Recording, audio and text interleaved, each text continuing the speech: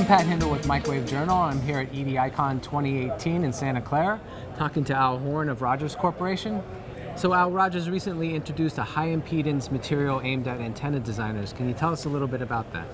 Sure. Well, as you know, many antennas are designed on the feature size being a half wavelength, and in the range of 100 megahertz to 500 megahertz, that can be quite large.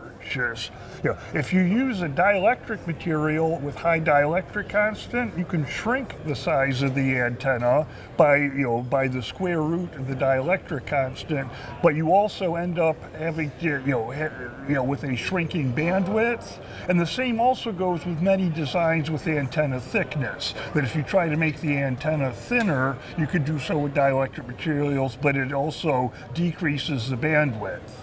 So the Magtrex 555, as we've trade named it, is a material that has a dielectric constant of 6 and what we call a magnetic constant, strictly speaking, the permeability also of 6, which essentially gives it an impedance that's matched to free space. So with this, by having a magnetic permeability that's close to that of the dielectric constant, it allows you to shrink the antenna size or the thickness without changing the bandwidth. Oh, that's a great deal.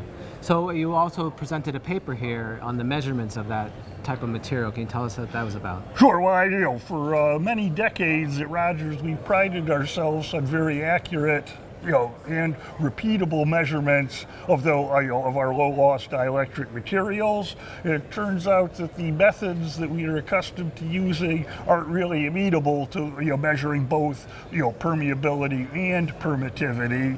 So we've put a lot of work into trying to get accurate numbers that are also helpful to designers. So the purpose of the paper was to demonstrate how we use two methods, a coaxial air line and then a full sheet resonance, to get the dielectric constant through the z-axis and the permeability in plane XY, which is what is important for designing an antenna.